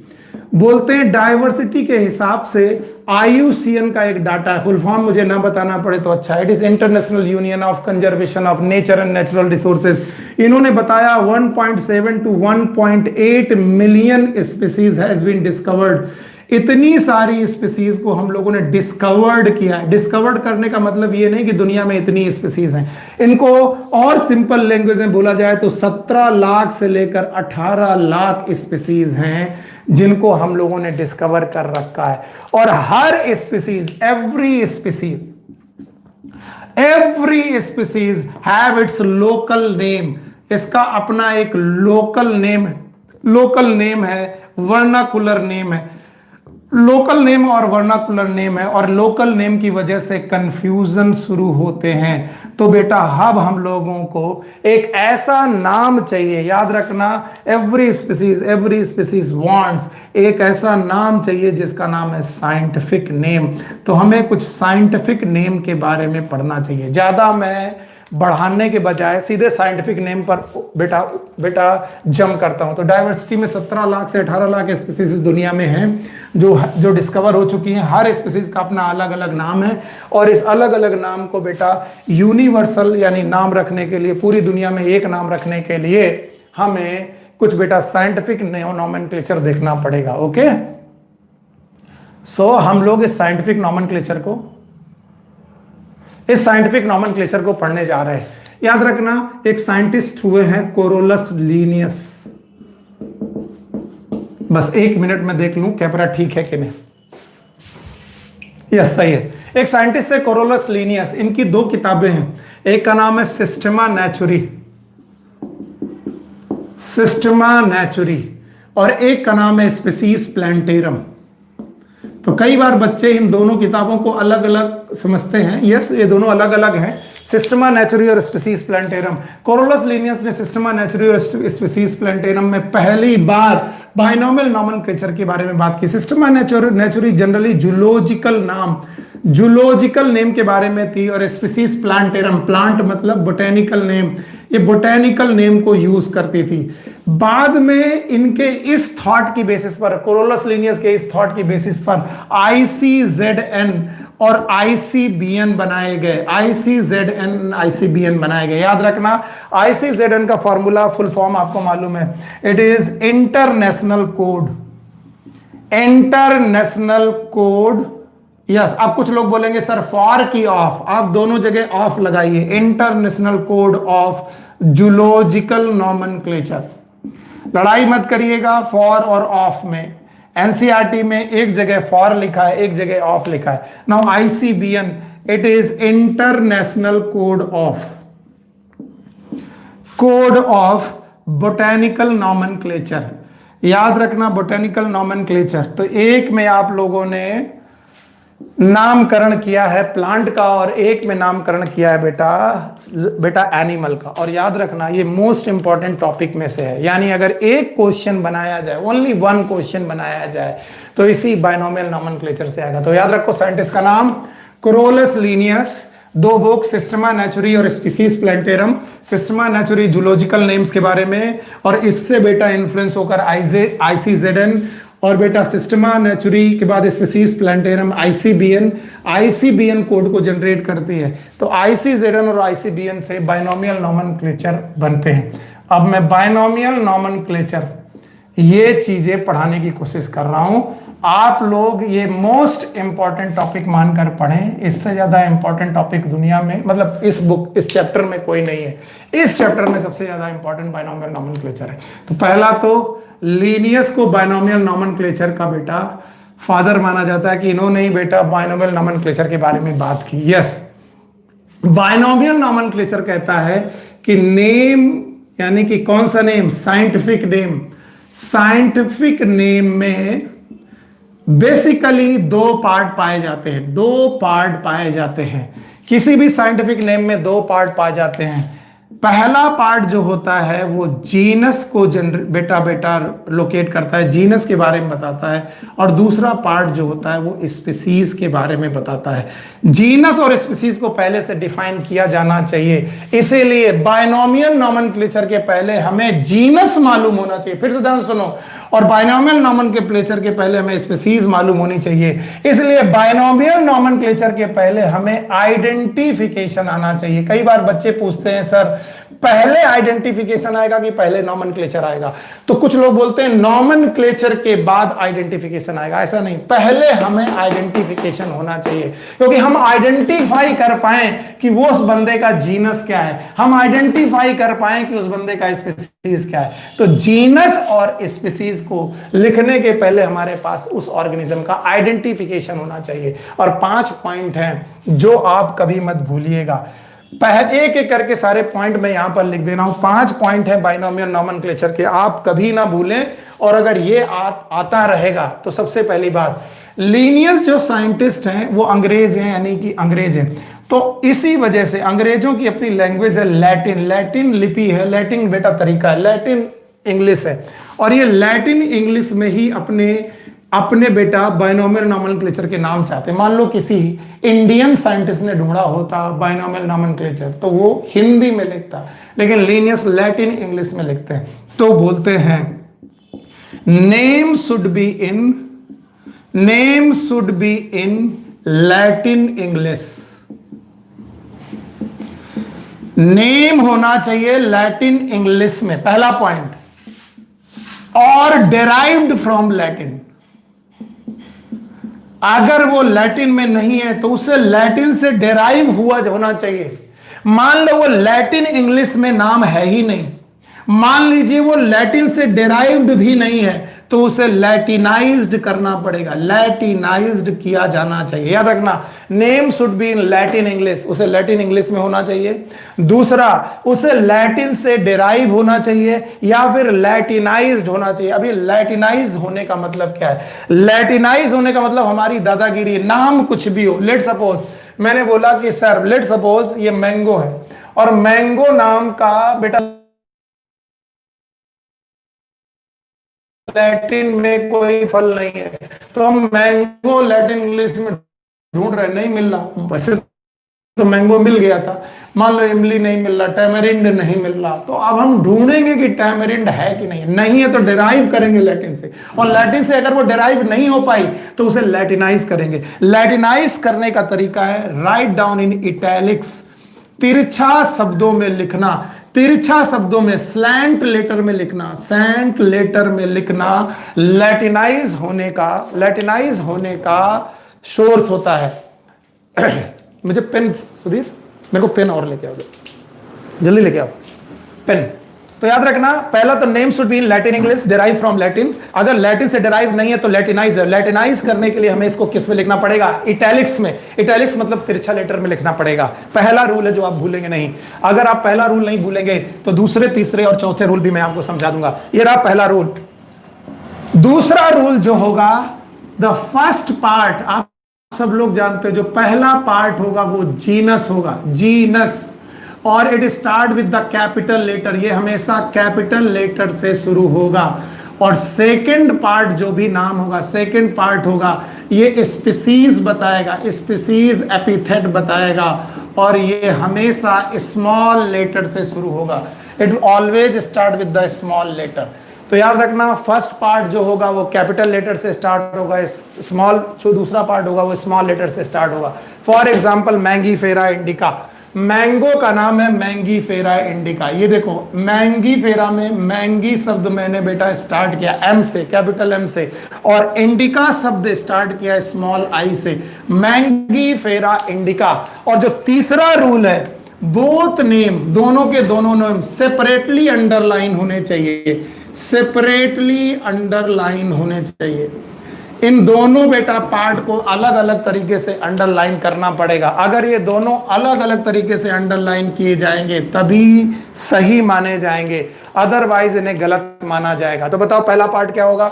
पहला पॉइंट होना, name should be in Latin English, derive from Latin, या तो लैटिन से डिराइव होना चाहिए या तो उसे तिरछा अक्षरों में लिखा जाना चाहिए। दूसरा, फर्स्ट पार्ट हमेशा जीनस होगा, कैपिटल से लिखा होगा। सेकंड पार्ट हमेशा स्पीसीज एपिथेट होगा, स्मॉल लेटर से लिखा जाएगा। मैंगीफेरा इंडिका नाम का नाम है, दोनों को सेपरेटली अंडरलाइन किया जाएगा। अगर सेपरेटली अंडरलाइन ना किया जाए तो इन्हें टाइप किया जाएगा, और टाइप किसमें किया जाएगा? इटैलिक्स में। इटैलिक्स में टाइप किया जाने का मतलब इसे तिरछा शब्दों में लिखा जाएगा। 3 पॉइंट। चौथा पॉइंट याद रखिएगा, चौथा पॉइंट याद रखिएगा कि इस बाइनोमियल नॉमेनक्लेचर का तीसरा पार्ट भी होगा। अजीब पार्ट है, अभी तक बोल रहे थे कि सर फर्स्ट पार्ट और सेकंड पार्ट, लेकिन इसमें तीसरा पार्ट भी होगा। पहला पार्ट जीनस, दूसरा पार्ट स्पीसीज, और जीनस और स्पीसीज के बाद जो तीसरा पार्ट होगा वो साइंटिस्ट नेम होगा, साइंटिस्ट नेम।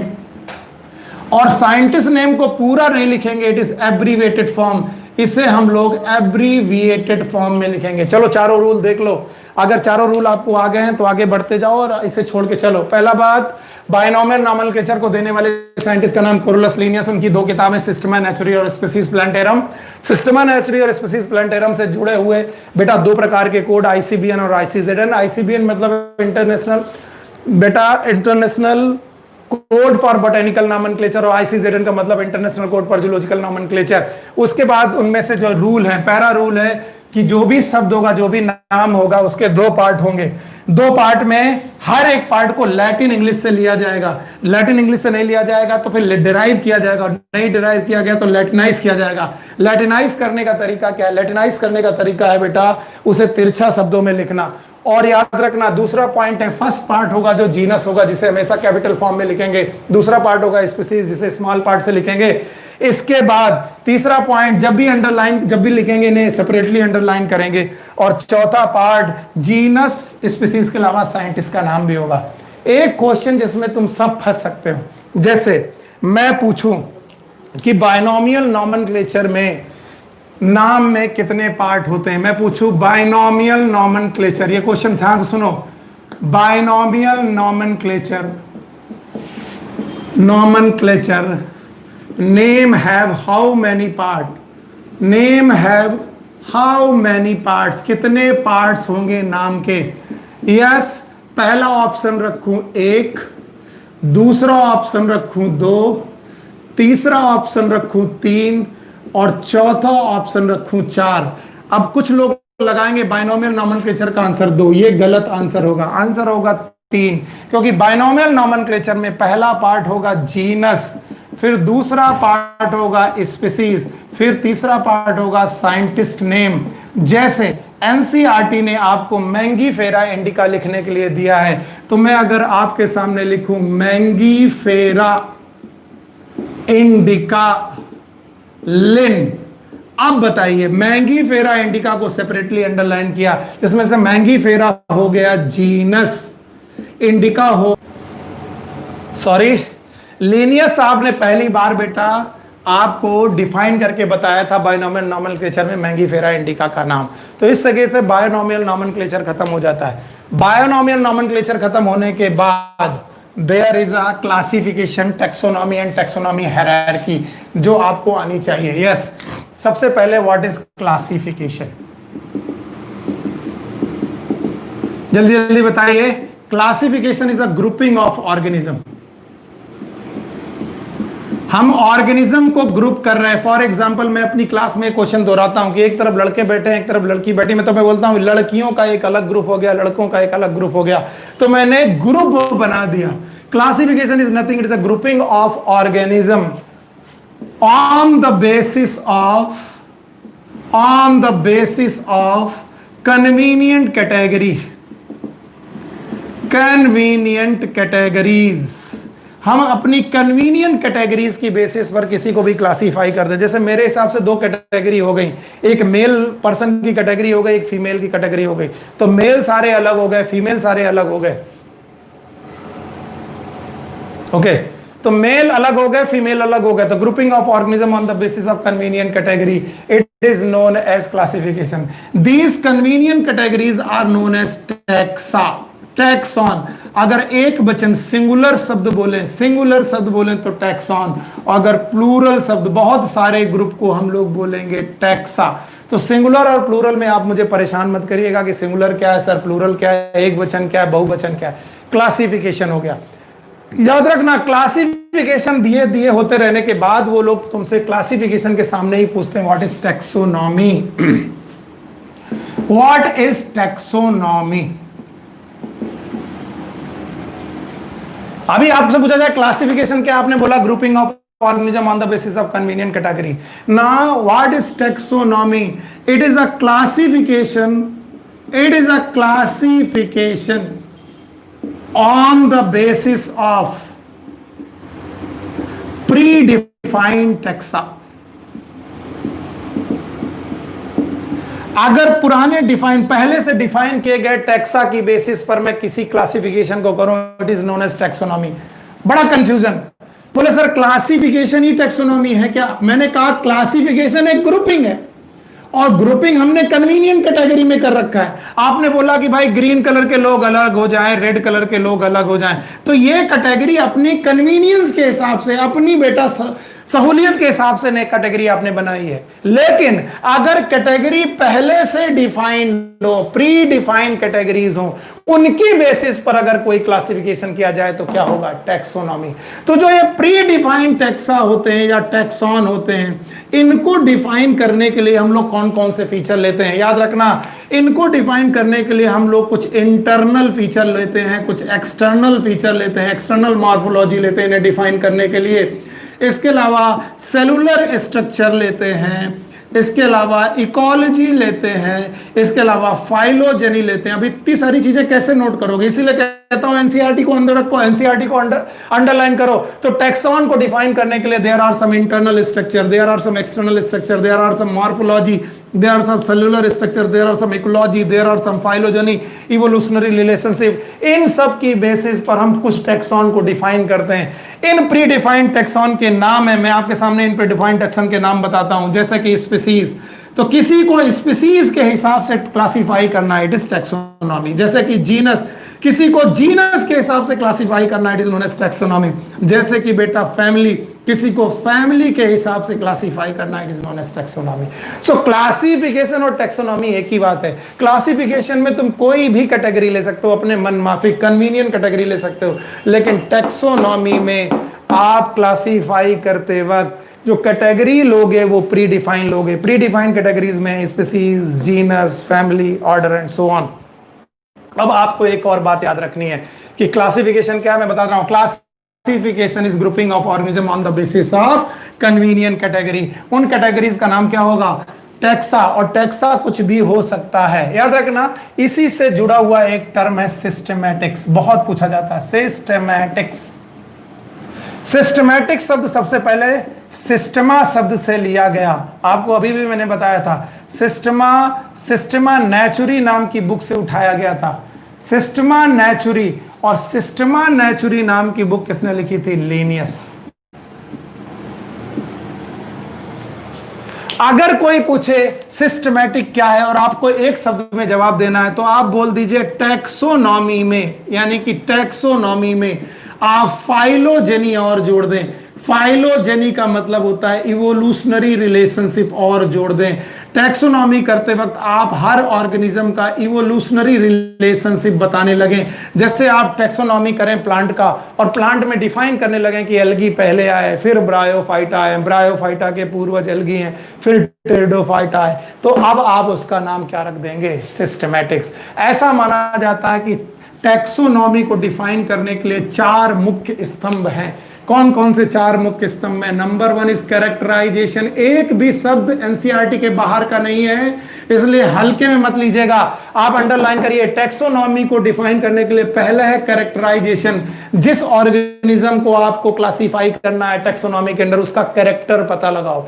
जैसे कैरेक्टर पता लग जाएंगे तो उसका हो जाएगा आइडेंटिफिकेशन। तो सबसे पहले कैरेक्टराइजेशन, कैरेक्टर की बेसिस पर आइडेंटिफिकेशन। आइडेंटिफिकेशन होते ही उसका नॉमेनक्लेचर कर दो, और आइडेंटिफिकेशन के बाद नॉमेनक्लेचर करने के बाद उसका कर दो क्लासिफिकेशन। तो अगर कोई पूछे टैक्सोनॉमी के 4 मुख्य स्तंभ, बोलो कौन कौन? Characterisation, identification, nomenclature and classification. लेकिन अगर कोई पूछे सिस्टमैटिक्स के स्तंभ क्या है, तो बोलो टैक्सोनॉमी के चारों स्तंभ। कौन कौन? कैरेक्टराइजेशन, यस, इसके अलावा आइडेंटिफिकेशन, इसके अलावा नॉमेनक्लेचर, इसके अलावा क्लासिफिकेशन के साथ दो चीजें और जोड़ो। एक तो इंटर रिलेशनशिप, ऑर्गेनिज्म की अपनी inter relationship plus evolutionary history. अगर इवोल्यूशनरी हिस्ट्री आपको मिल गई तो याद रखना, इस तरीके से आप क्लासीफाई करने लगते हो बेटा सिस्टमैटिक को। तो आपके पास कितने टर्म आए? रट्टा मत मारिएगा। पहला टर्म आया क्लासिफिकेशन, भूलिएगा मत क्लासिफिकेशन क्या होता है। It is grouping. Classification is grouping, छोटा छोटा शब्दों में लिख लीजिए, इट इज अ ग्रुपिंग। दूसरा शब्द आया टैक्सोनॉमी, तो कोई पूछे व्हाट इज टैक्सोनॉमी, बोलो क्लासिफिकेशन। और तीसरा शब्द आया सिस्टेमैटिक्स, तो कोई पूछे व्हाट इज सिस्टेमैटिक्स, तो बोलो टैक्सोनॉमी। कोई बोले व्हाट इज क्लासिफिकेशन, तो बोलो क्लासिफिकेशन इज ग्रुपिंग। कोई पूछे व्हाट इज टैक्सोनॉमी, तो बोलो टैक्सोनॉमी इज क्लासिफिकेशन। कोई पूछे व्हाट इज सिस्टमैटिक, तो बोलो सिस्टमैटिक इज टैक्सोनॉमी। तो बोलो फिर सिस्टमैटिक कोई क्लासिफिकेशन क्यों नहीं किया गया? क्योंकि सिस्टमैटिक में कोई ग्रुप नहीं चलेगा, सिस्टमैटिक ग्रुप चलेंगे। टैक्सोनॉमी में भी बेटा प्री डिफाइंड ग्रुप चलेंगे। इस तरीके से तुमने उसके 4 स्तंभ और उसके 6 स्तंभ देख लिए। इस तरीके से आपके पास टैक्सोनॉमी, क्लासिफिकेशन और आइडेंटिफिकेशन सब चीजें समझ में आने लगी। Now the next topic is taxonomic hierarchy. Time बहुत तेजी से रन कर रहा है, मैं भी बहुत तेजी से आगे बढ़ रहा हूं। जो जो चीजें समझ में ना आए बताते जाइएगा। अगला पॉइंट है टैक्सोनॉमिक हायरार्की। टैक्सोनॉमिक हायरार्की बहुत इंपॉर्टेंट टॉपिक है। हायरार्की का मतलब होता है क्रमानुगत, क्रम के अनुसार आगे बढ़ना। हायरार्की का मतलब होता है क्रम के अनुसार आगे बढ़ना। अब है क्या? टैक्सोनॉमिक हायरार्की में बोला जाता है स्पीसीज नाम का जो सबसे छोटा टैक्सॉन है, species is the basic unit of classification. बोलते हैं स्पीसीज से बड़ा इट इज जीनस। फिर बोलते हैं जीनस से बड़ा इट इज फैमिली। बोलते हैं फैमिली से बड़ा इट इज ऑर्डर। बोलते हैं ऑर्डर से बड़ा इट इज क्लास। बोलते हैं क्लास से बड़ा इट इज फाइलम और डिवीजन। फाइलम एनिमल का होता है, डिवीजन बेटा प्लांट का होता है। और बोलते हैं फाइलम और डिवीजन से बड़ा बोलते हैं किंगडम। तो क्रम के अनुसार आगे बढ़ेंगे तो जो सबसे बेसिक यूनिट है इट इज स्पीसीज। स्पीसीज से बड़ी यूनिट जीनस, जीनस से बड़ी यूनिट फैमिली, फैमिली से बड़ी यूनिट ऑर्डर, ऑर्डर से बड़ी यूनिट क्लास, क्लास से बड़ी यूनिट फाइलम और डिवीजन, फाइलम और डिवीजन से बड़ी kingdom. Kingdom is the highest unit of classification, highest unit. कभी कोई पूछे family is a unit of classification, yes it is a unit of classification. Genus is a unit of classification, yes genus is also a unit of classification. Order is a unit of classification, class is a unit of classification, no doubt ये सब के सब unit of classification है। Phylum and division is also a unit of classification. तो जब सब unit of classification है तो स्पीसीज क्या है? Species is also unit of classification, लेकिन इसके साथ क्या जुड़ा हुआ है? बेसिक। तो species is a basic unit of classification and the kingdom is the highest unit of classification. अगर आप इस चीज को समझ रहे हैं तो आप एक एक करके आगे बढ़ते जाएंगे। What is species, what is genus, what is family, what is order, what is class, what is phylum, division, what is kingdom, what is ये सब चीजें आपको समझ में आनी ही चाहिए। तो सबसे पहले मैं स्पीसीज को डिफाइन करने की कोशिश करता हूं। समय कम, जगह कम, आप जल्दी जल्दी देखिए स्पीसीज के टोटल है 5 पॉइंट। कितने पॉइंट हैं? 5। पहला पॉइंट है कि ये ग्रुप है, group of morphologically similar individual. Morphologically similar individual का ग्रुप है। अगर कोई मुझसे बोले कि जितने भी स्पीसीज के मेंबर हैं क्या वो मॉर्फोलॉजी में एक जैसे दिखाई पड़ेंगे? बोले बेस सारे घोड़े एक जैसे, सारे गधे एक जैसे, यस सारे ह्यूमन एक जैसे, सब मॉर्फोलॉजिकली सिमिलर है। लेकिन किसी ने पकड़ लिया सर घोड़े और गधे तो एक जैसे दिख रहे हैं, तो हमने कहा रुको, मॉर्फोलॉजिकली सिमिलर होने चाहिए।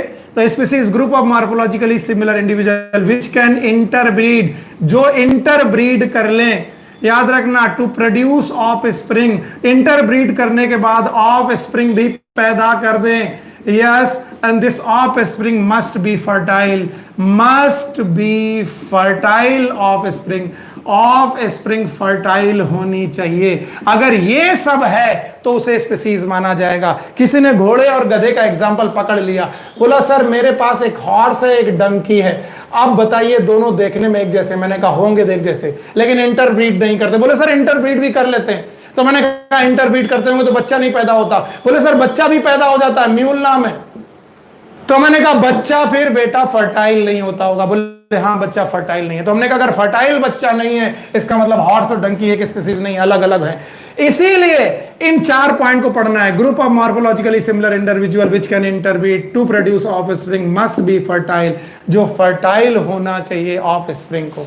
फिर किसी ने टाइगर और लायन वाला क्वेश्चन मुझसे पूछा कि सर टाइगर और लायन की 2 औलादे हैं, आपको मालूम है 2 बच्चे हैं, एक होता है सर टाइगॉन और एक होता है लाइगर, और सर ये फर्टाइल बच्चे भी हैं, अब बताइए। तो मैंने कहा अरे बाबा ये तो चारों स्पीसीज चारों बातों को फॉलो कर गया, यानी टाइगर और लायन मॉर्फोलॉजिकली सिमिलर है, इंटरब्रीड कर गया और ऑफस्प्रिंग प्रोड्यूस हो गए और वो ऑफस्प्रिंग फर्टाइल भी निकली। तब मैंने यहां पर एक शब्द जोड़ा, they can interbreed in nature, इन्हें नेचर में इंटरब्रीड करना चाहिए। याद रखना टाइगर और लायन कभी भी नेचर में इंटरब्रीड नहीं करते, ये हमेशा हमेशा इंटरब्रीड करते हैं कैप्टिविटी में। कैप्टिविटी का मतलब है वो चिड़ियाघर में इंटरब्रीड कर जाएंगे या किसी प्रेशर सिचुएशन में कर जाएंगे। तो बताओ स्पीसीज, जीनस, स्पीसीज की डेफिनेशन क्या है? Group of morphologically similar individual which can interbreed to produce offspring which must be fertile. ये हो गई स्पीसीज। अब आपकी बुक में कुछ स्पीसीज और कुछ जीनस के एग्जाम्पल दिए हैं, ये मैं आप पर छोड़ता हूं क्योंकि पूरा चैप्टर पढ़ाया जाना पॉसिबल नहीं है। अब आपको स्पीसीज और जीनस के बारे में कुछ एग्जाम्पल देता हूं। जैसे उन्होंने एग्जाम्पल दिया सोलैनम ट्यूबेरोसम, सोलैनम ट्यूबरोसम। इसके अलावा उन्होंने एग्जाम्पल दिया मैंगीफेरा इंडिका, मैंगीफेरा इंडिका। इसके अलावा उन्होंने एग्जाम्पल दिया पैंथेरा लियो, पैंथेरा लियो। तो बताओ ट्यूबरोसम, इंडिका और लियो क्या है? ये हैं स्पीसीज। बाकी ये सब लोग क्या हैं? ये हैं जीनस। अब बेटा मेरे पास इतना समय नहीं है कि मैं ये बताऊं कि जीनस और स्पीसीज कैसे होते हैं। आपको मालूम है similar species can form the genus, similar genus can form the family. तो एक बार मैं ये शब्द फिर से लिखूंगा, अगर आप स्पीसीज से चलते हो तो आपको मिलता है जीनस, जीनस के बाद आपको मिलता है फैमिली, फैमिली के बाद आपको मिलता है ऑर्डर, ऑर्डर के बाद आपको मिलता है क्लास, और क्लास के बाद आपको मिलता है फाइलम, और फाइलम के बाद आपको मिलता है किंगडम। और एक क्वेश्चन का जवाब मैं दे करके इसे छोड़ के आगे बढ़ जाऊंगा। मान लीजिए आप क्या हैं? सर मैं हूं होमो सैपियंस। मैं सबके सामने, आपके सामने इस पूरे के पूरे एग्जाम्पल को होमो सैपियन के साथ रिलेट करता हूं। हमारी स्पीसीज है सैपियंस, हमारा जीनस है होमो, हमारी फैमिली है होमिनिडी, हमारा ऑर्डर है प्राइमेटा, हमारा क्लास है मैमल, हमारा फाइलम है कॉर्डेटा, और हमारा किंगडम है एनिमलिया। जब तक मैं स्पीसीज की बात करता हूं सैपियंस, तो सैपियंस हमारे जैसे लोग ही इस दुनिया में, अंग्रेज हो चाहे कोई भी हो, हम सब सैपियंस ही हैं। तो जितना छोटी बेटा ग्रुप होगा, जितना ज्यादा ग्रुप होगा, उनमें सिमिलरिटीज ज्यादा होंगी, सिमिलरिटीज बहुत होंगी, मैक्सिमम सिमिलरिटीज होंगी। यानी हम सब एक जैसे, सारे ह्यूमन एक जैसे। लेकिन जैसे स्पीसीज से हम पहुंचे होमो, अब होमो के साथ होमो इरेक्टस भी आता है। इरेक्टस, होमो इरेक्टस एक हैंडीमैन है, आदि मानव है। अब बताइए आदि मानव और बेटा जो हम लोग मानव हैं, जो नया मानव है, जो मॉडर्न मैन है, और आदि मानव है, क्या दोनों एक जैसे? अलग अलग है। तो जीनस पहुंचते ही आदि मानव भी हमारे साथ खड़ा हो गया कि भैया हम दोनों भाई भाई। जीनस के बाद आई फैमिली होमिनिडी, इस फैमिली होमिनिडी में मंकी भी आ गए, तो अब मंकी भी हमारे साथ आ गए। अगर होमिनिडी फैमिली में बोला जाए तो बोलो ह्यूमन के साथ साथ और कौन आता है? मंकी। अब अगर बेटा प्राइमेटा बोला गया तो मंकी एप्स वगैरह भी आ गए, मंकी एप्स वगैरह भी आ गए। इसके बाद बोला गया कि सर क्लास, क्लास के बाद हमने बोला हमारा क्लास है मैमल, तो चूहे भी हमारे साथ खड़े हो गए। अगर मैं अपना क्लासिफिकेशन मैमल के हिसाब से करूं तो वो सब लोग जिनके पास मेमोरी ग्लैंड है मेरे साथ खड़े होंगे। चूहा भी कहेगा भाई है हम, हाथी भी कहेगा भाई हैं हम, ऊंट भी कहेगा भाई हैं हम तुम्हारे। इसका मतलब अब हमारे हाथी के साथ सिमिलरिटी बढ़ी की घटने लगी? सिमिलरिटी घटने लगी, डिसिमिलरिटी बढ़ने लगी। और कहीं तुम फाइलम में पहुंच गए कॉर्डेटा, तो फिश भी कॉर्डेटा की मेंबर है, मछली भी कहेगी हम भी तुम्हारे भाई भाई बहन है।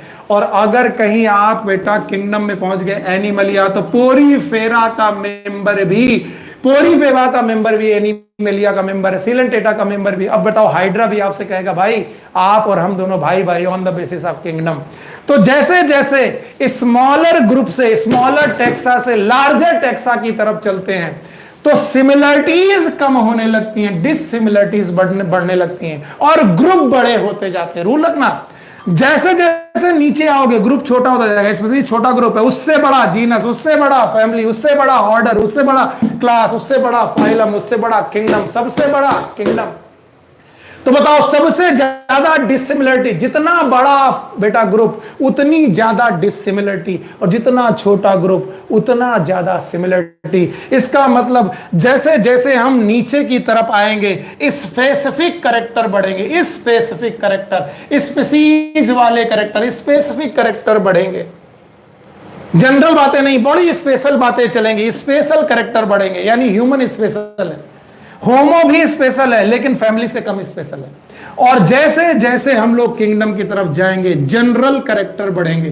तो याद रखना एक क्वेश्चन कई बार पूछा गया है कि lower the group special is the character, higher the group general is the character. Group जितना बड़ा जनरल कैरेक्टर उतने बढ़ेंगे, और ग्रुप जितना छोटा स्पेसिफिक कैरेक्टर उतने बढ़ेंगे, स्पेसिफिक कैरेक्टर ह्यूमन के। इसका मतलब ग्रुप बड़ा करोगे डिससिमिलरिटीज बढ़ेंगी, ग्रुप छोटा करोगे तो सिमिलरिटीज बढ़ेंगी।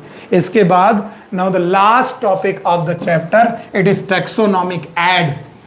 टैक्सोनॉमिक ऐड पढ़ाने के पहले मैं सबसे कहूंगा कि आप लोग वो जो आपकी बुक में एक चार्ट दिया गया है, चार्ट में आपके सामने दिया गया है बेटा मैंगीफेरा इंडिका, मैंगो का रिलेशन, इसके बाद होमो सैपियंस, होमो सैपियंस के अलावा आपको वहां पर दिया गया है बेटा, इसके अलावा वहां पर आपको दी है हाउस फ्लाई, हाउस फ्लाई के अलावा वहां पर आपको दिया गया है यस व्हीट।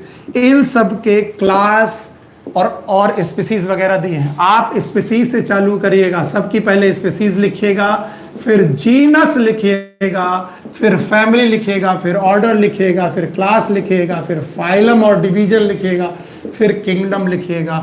और वो ऑलरेडी वहां पर लिखा हुआ है, उस पूरे चार्ट को आपको लर्न करना है। अगर आप उतना कर पाएंगे तो I am the happiest person. मैं सोच लूंगा कि आपने वो चार्ट अच्छी तरीके से कर लिया। Now last but not the least, जो सबसे ज्यादा इंपॉर्टेंट टॉपिक माने जाते हैं इस चैप्टर के, और वो है टैक्सोनॉमिक एड्स। टैक्सोनॉमिक एड्स, और इन टैक्सोनॉमिक एड्स में क्या क्या पढ़ना है पहले ध्यान सुनिए। टैक्सोनॉमिक एड के पैराग्राफ में क्या लिखा है, बोलते हैं टैक्सोनॉमी की जो स्टडी है, ये जो टैक्सोनॉमी की स्टडी है, इट इज वेरी हेल्पफुल। ये किन किन चीजों में हेल्पफुल होगी? पहली बात तो आपको एग्रीकल्चर में बड़ा फायदा देगी अगर आप टैक्सोनॉमी स्टडी रखते हैं। फॉरेस्ट्री में, जंगल लगाने में आपको बड़े फायदे आएंगे, इंडस्ट्री में बड़ा फायदा आएगा। इसके अलावा general knowledge of bio resource, आप अगर जनरल नॉलेज रखना चाहते हैं बायो रिसोर्सेज का, कि कौन कौन सा बायो रिसोर्स का जनरल बेटा नॉलेज रखना है, या फिर उनकी डाइवर्सिटी पढ़नी है, तो आपको बेटा टैक्सोनॉमी पढ़नी चाहिए। बोलते हैं टैक्सोनॉमी पढ़ने के लिए आपको लैब स्टडी करनी पड़ेगी या फिर आपको फील्ड स्टडी करनी पड़ेगी। लैब स्टडी करके और फील्ड स्टडी करके आप पौधे का आइडेंटिफिकेशन कर पाएंगे। आइडेंटिफिकेशन के साथ साथ आप पौधे का क्लासिफिकेशन कर पाएंगे। देखो भाई जल्दी जल्दी करना है, बहुत जल्दी जल्दी मैं पैराग्राफ को पढ़ा रहा हूं, फिर से बोलो। टेक्सोनॉमिक स्टडीज जो होती हैं वो आपको हेल्पफुल होती हैं किसमें? एग्रीकल्चर में, एनसीईआरटी देखो, फॉरेस्ट्री में, इंडस्ट्री में, general knowledge of bio resource में, डाइवर्सिटी में। आप बेटा इन टैक्सोनॉमिक स्टडीज को करने के लिए आपको आइडेंटिफिकेशन और क्लासिफिकेशन करने पड़ेंगे। आइडेंटिफिकेशन करने और क्लासिफिकेशन करने के लिए आपको लैब स्टडी और फील्ड स्टडी करने पड़ेंगी। आप गेहूं पढ़ना चाहते तो गेहूं को लैब में लाइए, लैब में पढ़िए, या फिर गेहूं के खेत में जाकर के आप पढ़िए, फील्ड स्टडी करने पड़ेंगे। लैब स्टडी हो या फील्ड स्टडी हो, आपको स्पेसिमेन कलेक्ट करना पड़ेगा। जिसे पढ़ रहे हो उस स्पेसिमेन को कलेक्ट करना पड़ेगा, और इस स्पेसिमेन का कलेक्शन के साथ साथ इसका प्रिजर्वेशन भी करना पड़ेगा। इसे बेटा प्रिजर्व भी करना पड़ेगा फॉर फ्यूचर स्टडीज। आगे आने वाली स्टडीज के लिए हमें इसे कलेक्ट भी करना पड़ेगा, और इन फ्यूचर स्टडीज के लिए जब कलेक्ट करना पड़ेगा तो कलेक्ट करने के क्या क्या तरीके हो सकते हैं? तो जल्दी जल्दी बोलो।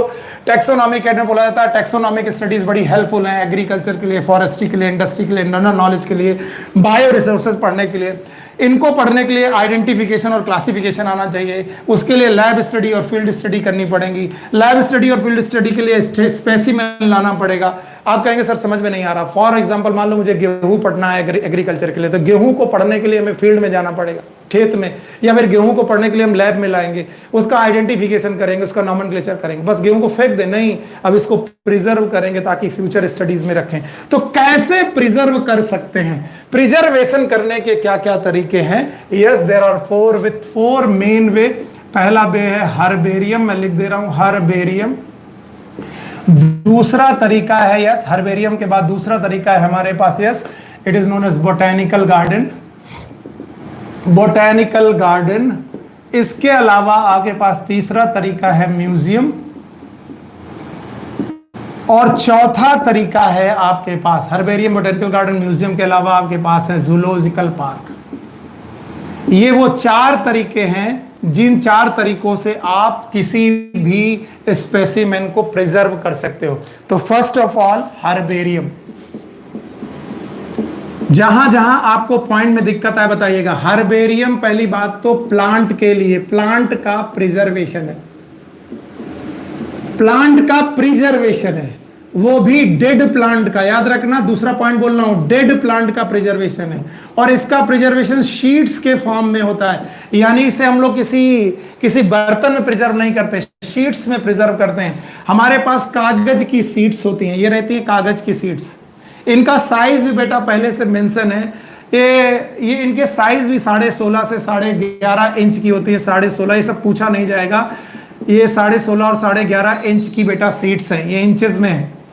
इन बेटा सीड्स में हम लोग पौधे को ड्राई करके लगाते। मान लो हमें किसी पौधे की पत्तियां लगानी है फॉर स्पेसिमेन, तो उस पौधे को पहले हम लोग ड्राई करते हैं, ड्राइंग करते हैं, ठीक, फिर प्रेस करते हैं ताकि वो पौधा प्रेसिंग हो जाए, चपक जाए, प्रेस करते हैं, फिर इसमें प्रिजर्वेशन करते हैं। हम लोग इसको प्रिजर्वेटिव डालते हैं और प्रिजर्वेशन करते हैं। तो सीड बनाते वक्त हम लोग ड्राइंग करते हैं, ड्राइंग मतलब सुखाते हैं पौधे को, प्रेसिंग करते हैं, प्रिजर्वेशन करते हैं। इसके बाद इन सीड्स पे हम लोग कुछ बेटा डिटेल लिखते हैं। डिटेल में क्या क्या लिखते हैं आप लोग? 7 पॉइंट है वो देखिएगा। पहला पॉइंट है डेट ऑफ कलेक्शन, किस डेट को हम लोगों ने कलेक्ट किया है। इसके बाद प्लेस ऑफ कलेक्शन, मान लीजिए आपने नैनीताल से कोई पौधा कलेक्ट किया है तो आप नैनीताल का नाम लिखेंगे। Date of collection, place of collection, फिर उसका बेटा वर्नाकुलर नेम, वर्नाकुलर का मतलब लोकल नाम, लोकल नाम लिखते हैं। इसके बाद उसका इंग्लिश नेम लिखते हैं, इसी सीट में इंग्लिश नेम लिखते हैं, लोकल नाम, इंग्लिश नेम, 4 बातें हो गई। फिर साइंटिफिक नाम लिखते हैं, लोकल नाम, इंग्लिश नेम के बाद साइंटिफिक नेम में बाइनोमियल नॉमेनक्लेचर लिखते हैं। देखो, date of collection, place of collection, vernacular name, English name, scientific name. इसके अलावा हम लोग उस पौधे की फैमिली लिखते हैं। फैमिली लिखने के बाद बेटा name of collector, name of collector का मतलब है कोई कलेक्टर डीएम साहब नहीं है, जिसने भी बेटा ये शीट्स बनाई है उसका नाम। मान लो ये सीट मैंने बनाई है तो यहां पर सुनील लिख दिया जाएगा, आपने बनाई तो आपका नाम लिख दिया जाएगा। ये 7 point, date of collection, place of collection, vernacular, English name, scientific name, family, पौधे की फैमिली का नाम, और नेम ऑफ कलेक्टर। ये सब लिखने के बाद हम इसे बेटा प्रिजर्व कर देते हैं। और ये क्विक रेफरल सिस्टम है। अगर किसी पौधे को रिफर करना है, किसी ने बोला सर हमें नीम देखनी है, और मान लीजिए आसपास नीम का पौधा नहीं है, तो बताएं नीम की पत्तियां कैसे दिखती हैं। आप वो बेटा वो सीट निकाल के लाइए और उस सीट में चपकी हुई नीम की पत्तियां दिखाइए, बोलिए नीम की पत्तियां ऐसा है। सो ये एक क्विक रेफरल सिस्टम है हर्बेरियम का। तो चलो बताओ हर्बेरियम के बारे में पहली बात बोलो। हर्बेरियम प्लांट का प्रिजर्वेशन है, वो भी डेड प्लांट स्पेसिमेन का प्रिजर्वेशन है, जो कि शीट फॉर्म में होगा। शीट बनाते वक्त वहां ड्राइंग करेंगे, प्रेसिंग करेंगे, प्रिजर्वेशन करेंगे, 7 पॉइंट लिखेंगे। डेट ऑफ कलेक्शन, किस डेट को कलेक्ट किया गया, प्लेस ऑफ कलेक्शन, उसका लोकल नाम, इंग्लिश नाम, साइंटिफिक नेम, फिर उस पौधे की फैमिली लिखेंगे, उसका किसने कलेक्ट किया लिखा। इसके बाद बेटा हर्बेरियम के बाद जो दूसरी चीज है, it is known as botanical garden. याद रहे, बोटेनिकल गार्डन, ये बागीचे हैं बेटा। बोटेनिकल गार्डन क्या होते हैं, ये प्लांट का कलेक्शन है, प्लांट कलेक्शन है। अब याद रखना, प्लांट कलेक्शन तो हर्बेरियम भी था, लेकिन यहां पर लिविंग प्लांट है। यहां पर जो हमने प्लांट लगाए हैं वो लिविंग प्लांट है, लिविंग प्लांट का कलेक्शन है। याद रखना है आपको, लिविंग प्लांट कलेक्शन के अलावा आपको ये भी याद रखना है, प्लांट कलेक्शन के बाद बोटेनिकल गार्डन हो गए, याद रखना है। ये भी क्विक रेफरल सिस्टम है, क्विक रेफरल सिस्टम है। जैसे कि आपने एक मेडिसिनल प्लांट लगाया, जैसे कि पतंजलि वाले बाबा रामदेव हैं, बाबा रामदेव ने अपने पतंजलि में बहुत सारे बेटा जड़ी बूटियां लगा रखी हैं, तो वो एक बोटेनिकल गार्डन है। ऐसे बहुत सारे बोटेनिकल गार्डन है, जैसे इंग्लैंड का क्यू जो है दुनिया का सबसे बड़ा बोटेनिकल गार्डन माना जाता है। इसके अलावा इंडियन बोटेनिकल गार्डन हावड़ा, ये इंडिया का है। इसके अलावा NBRI national botanical research institute, ये लखनऊ में है। तो इस तरीके से बोटेनिकल गार्डन भी हो गए। बोटेनिकल गार्डन और हर्बेरियम में अंतर क्या, वो डेड था, ये लिविंग है। बोटेनिकल गार्डन के बाद बेटा म्यूजियम आया, म्यूजियम। अब याद रखना, म्यूजियम इज अ कलेक्शन, ये भी कलेक्शन है, both plant and animal, both plant and animal. लेकिन प्लांट और एनिमल को हम लोग डेड फॉर्म में कलेक्ट करते हैं। किस फॉर्म में, डेड। कैसे कलेक्ट करते हैं, चाहे एनिमल ले लो, उन एनिमल को हम लोग जार में रखते हैं, और जार में जब किसी भी एनिमल को रखते हैं तो उसको बेटा प्रिजर्व करते हैं फॉर्मेलिन नाम के केमिकल में। आप लोगों ने पढ़ा होगा, फॉर्मेलिन नाम के केमिकल में हम लोग उन्हें प्रिजर्व करते हैं। जब आप एमबीबीएस करेंगे, एमबीबीएस करने के दौरान जब आपसे बोला जाएगा चलिए हार्ट कैसा होता है देखिए, तो आप क्या करेंगे, आप किसी भी जिंदा आदमी को मार दीजिएगा, हार्ट निकाल लीजिएगा। ऐसा नहीं है, मरे हुए लोगों का हार्ट जार में रखा हुआ है और वही हार्ट आपको वहां पर दिखाया जाएगा। तो याद रखना, म्यूजियम जनरली एजुकेशनल सोसाइटीज में, एजुकेशनल इंस्टीट्यूट में रखे जाते हैं। याद रखना, याद रखना, इन म्यूजियम में हम लोग स्केलेटन भी रख सकते हैं, स्केलेटन भी रख सकते हैं, लार्जर एनिमल भी रख सकते हैं। लेकिन लार्जर एनिमल को बेटा जार में नहीं रखा जा सकता। मान लो अब तुम्हें हिरन, बारहसिंगा और शेर रखना, तो जार में नहीं रखा जा सकता। तो इन बड़े जानवरों को हम स्टफ्ड, उनके अंदर भूसा भर देते हैं, उनके अंदर प्यार भर देते हैं और ऐसे रख देते हैं। तो लार्जर एनिमल को स्टफ्ड करके रखते हैं। इसके अलावा इंसेक्ट, तो म्यूजियम भी हो गए। इसके बाद, म्यूजियम के बाद आपके पास है जूलॉजिकल पार्क। म्यूजियम के बाद आपके पास है जूलॉजिकल पार्क। आप सब लोग को मालूम है जूलॉजिकल पार्क का दूसरा नाम है जू, और जू एक तरीके के ex-situ कंजर्वेशन है। ex-situ कंजर्वेशन के दौरान इस कंजर्वेशन में हम मेनली एनिमल को कंजर्व करते हैं, एनिमल को रखते हैं मेनली। लेकिन एनिमल जब भी रखे जाएंगे तो जंगल में रखे जाएंगे, तो जंगल में रखने की वजह से वहां पर प्लांट भी कंजर्व हो सकते हैं। लेकिन याद रखना, जूलॉजिकल पार्क का कभी भी इशू, कभी भी जूलॉजिकल पार्क प्लांट के उद्देश्य से नहीं रखा जाता, बल्कि केवल किसके उद्देश्य से रखा जाता है, एनिमल के उद्देश्य में। इसके बाद आती है की। सबसे ज्यादा मुश्किल क्वेश्चन बच्चों को यहीं पर लगते हैं, की। पहली बात तो ये एक एनालिटिकल टूल है। इस टूल की बेसिस पर हम कोई भी चीज कंजर्व या प्रिजर्व नहीं कर रहे, एनालिसिस कर रहे हैं। और इस एनालिसिस में हम लोग सिमिलरिटीज और डिससिमिलरिटीज देखते हैं, सिमिलरिटीज एंड डिससिमिलरिटीज। सिमिलरिटीज और डिससिमिलरिटीज की बेसिस पर एनालिसिस करते हैं। मान लीजिए आपको एक एनिमल है और आपको पता करना है कि ये एनिमल ह्यूमन है कि नहीं है।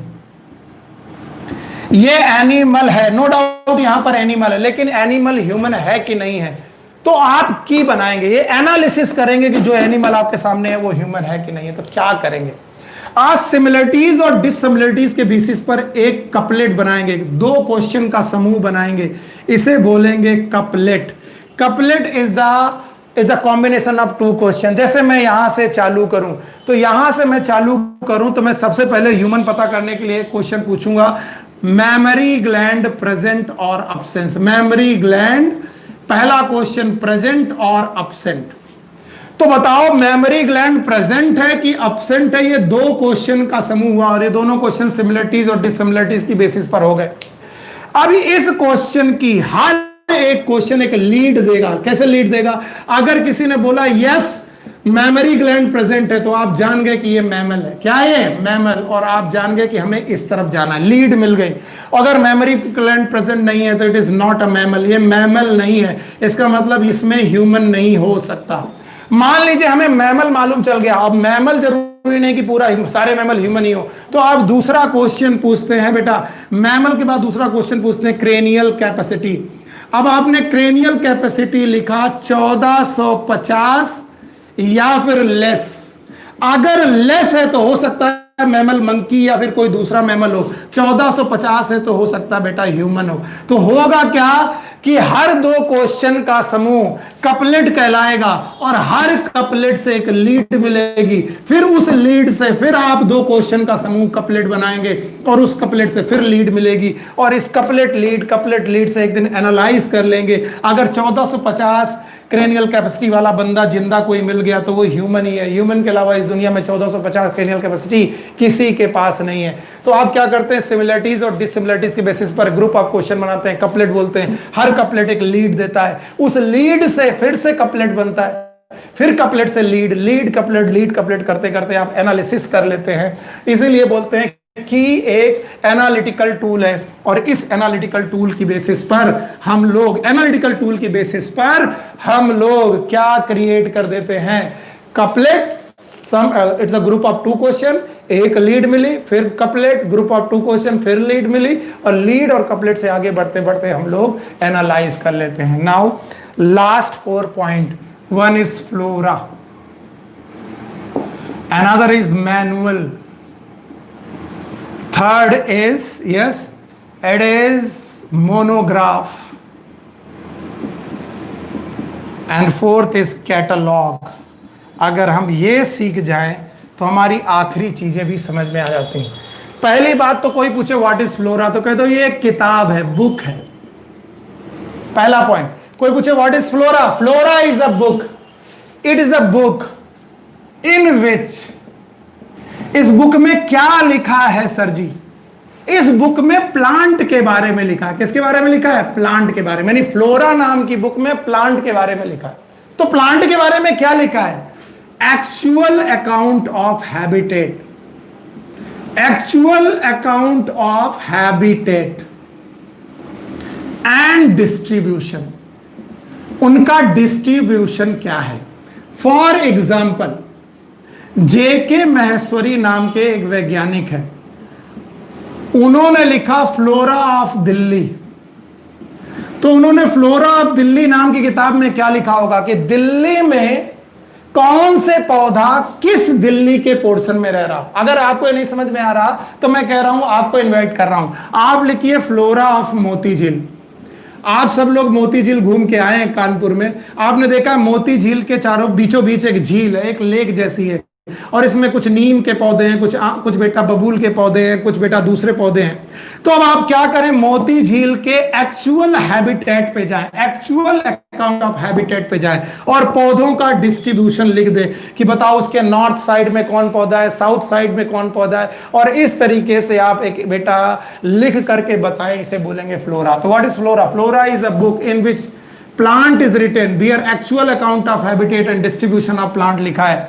याद रखना फ्लोरा में इंडेक्स भी पाए जाते हैं और वो प्लांट को इनलिस्ट करते हैं, वो बताते हैं कि किसी भी पर्टिकुलर जगह, मान लो मोती झील है, किसी भी पर्टिकुलर जगह पर कितने पौधे हैं। किसी ने बोला कि बताओ मोती झील में 10 मैंगो के पौधे हैं, तो 10 मैंगो के पौधे तो इंडेक्स हो गया, लेकिन अब ये 10 मैंगो के पौधे झील के किस कोने पर प्रेजेंट हैं, तो एक्चुअल अकाउंट ऑफ हैबिटेट भी पता चल जाए। एक्चुअल अकाउंट ऑफ हैबिटेट के साथ अगर हम लोग ये बातें बता दें तो हम फ्लोरा बताएंगे।